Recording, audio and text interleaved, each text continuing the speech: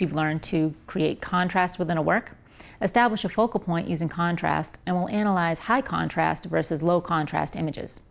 Contrast is simply defined as a difference such as color, value, size, texture, and so on.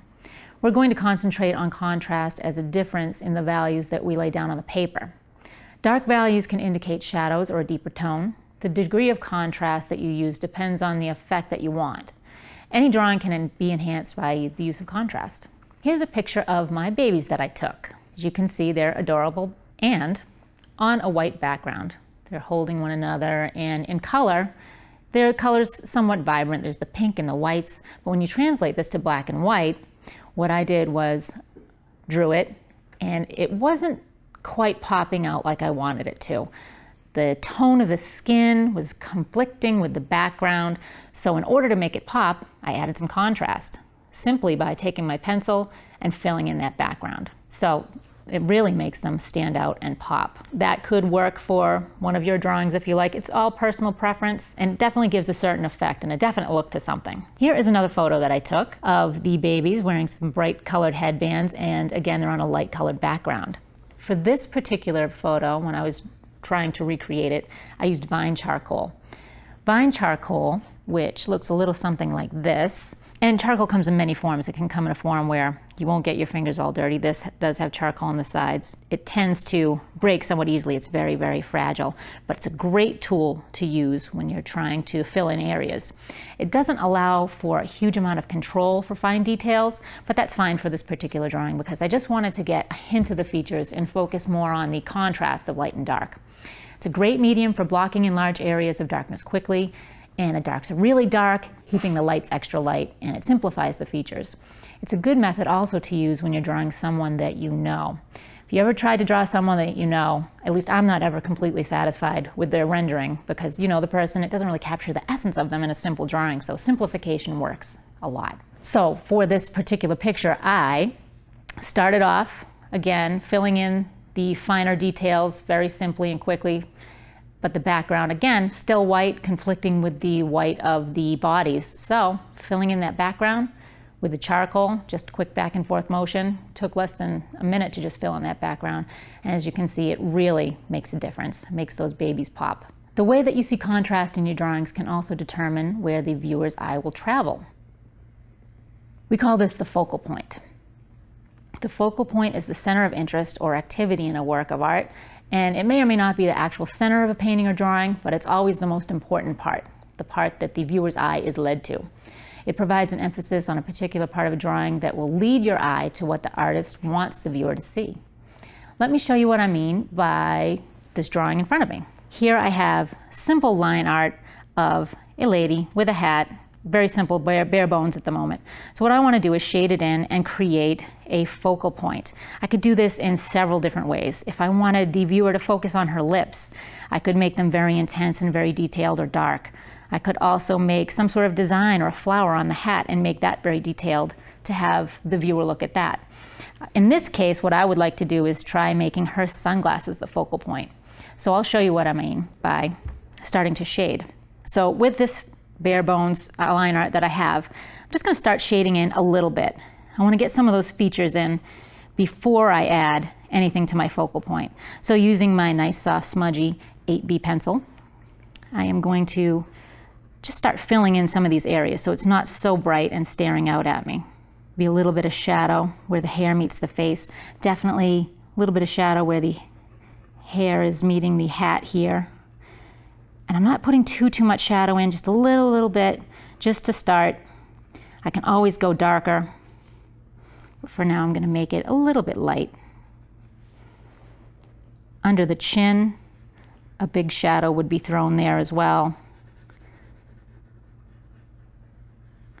A little bit of a cheekbone, and some separation of the hair and the face can be thrown in.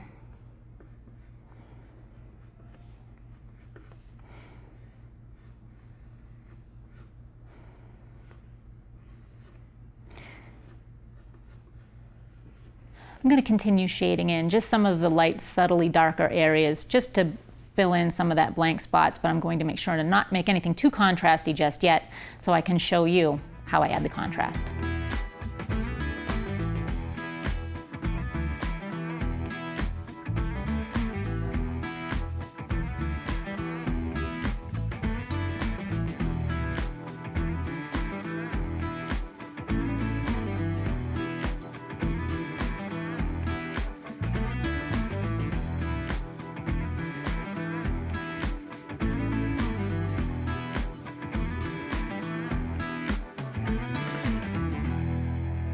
So I blocked in a lot of that basic shading.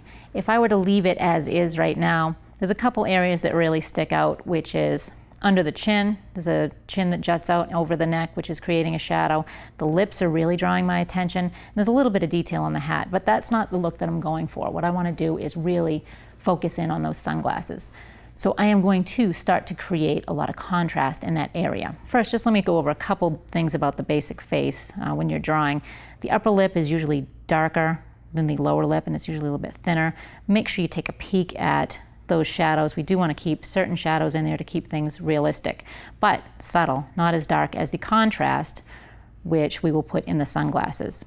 So to start off, I'm just going to block in my area where the sunglasses are. Not too dark, somewhat dark, because it is going to be the contrasty area, the area that's going to be darker, to create the contrast against the rest of the picture. So I'm going to just work on the frame real quick and darken that up.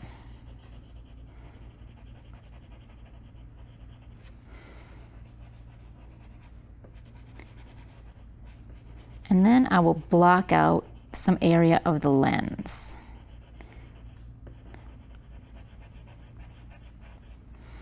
So just a nice, light, quick scribble back and forth motion just to get that large area of lightness out of the picture.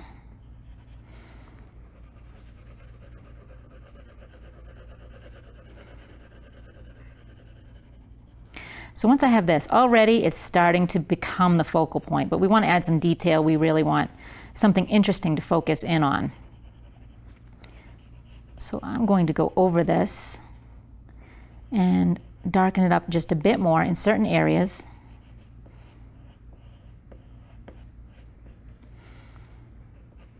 We'll allow for a little bit of reflection in these glasses later as well.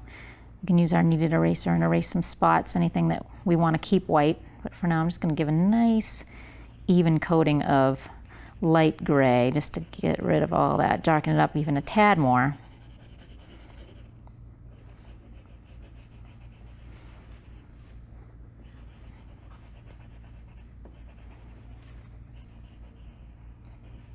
Part of the sunglasses hidden by the hat there.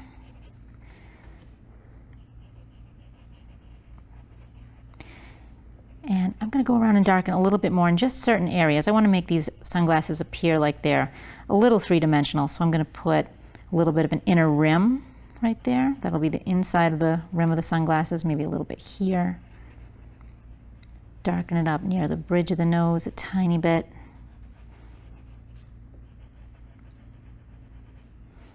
Very subtle, just a little bit. So now for the sunglasses themselves. Usually they'll have some sort of reflective surface, and what I'm going to put in here, real simple geometric shapes, will start to make it look almost like a cityscape. Maybe she's looking out over the city and the reflection of some buildings are inside her sunglasses. So a couple long, quick rectangles in here. Not perfect. Again, it's a reflection, and it's a quick drawing too, so you don't want to make it perfect. Rounded somewhat to the edges. Fill in some of that background too, just so it's not so perfectly light. We want to create a real contrast against the remainder of the background in these sunglasses. Throw in my buildings here. Just real quick, stagger the size so they look like real buildings. You don't want them to all be the perfect, exact same height. And as this hat goes over the sunglasses, I'll probably intensify the shading a little bit more, just so it appears as if it's in shadow. Same thing with the side of the sunglasses. We want the shadow falling on the face from the sunglasses, so a little bit of a shadow here, not as dark as the sunglass. Maybe a little bit here under the hair, a little bit by the nose. This will help to define the nose a little bit more. And a little bit more shading under the hat, because the hat would cast a shadow onto the forehead.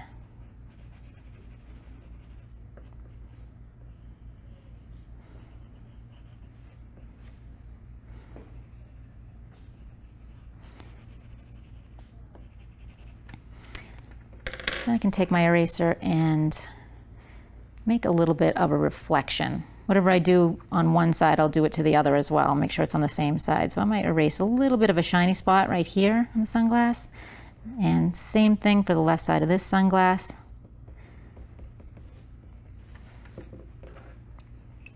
And clean it up just a little bit, go around it.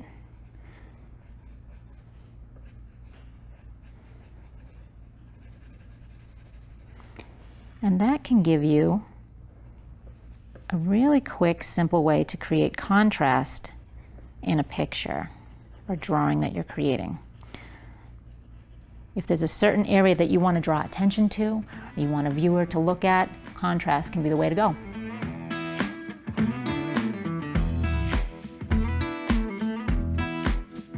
By observing the world around you, you will start to see how contrast changes throughout the day. Take a look at this photo that was taken in the bright sun. As you can see, there's a lamp in the left-hand corner and there's a dark cast shadow from that. The background also indicates high contrast as well. If you look at the trees, they're dark against the light side of the building that's facing the sun. The position of the sun in the sky is obvious. We can tell it is to the left because of those shadows, and it really creates a vibrant, intense contrast photo as compared to the same scene at dawn or an overcast day. You'll take a look at this, you'll see the values are much more muted. You can see the bright sky. However, the background in the building, you can see that the background is much more muted. There are not really dark darks and light lights, but a lot of muted in-between grays. There is no cast shadow from that lamp, and it's very different scene, same scene, but very different view of that scene.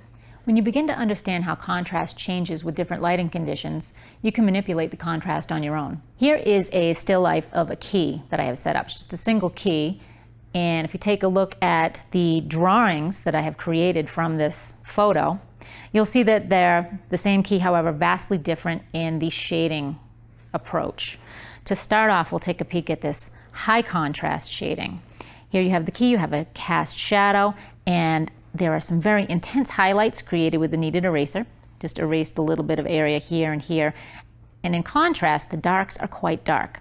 The other side of the key, you can see a little bit of reflected light right here, but dark shadow all along, intense shadows here and here, as compared to the low contrast key. Exact same key, just a different approach to shading. There is a little bit of a sliver there of a highlight, little bit of darkness here by the key. However, it's much less intense.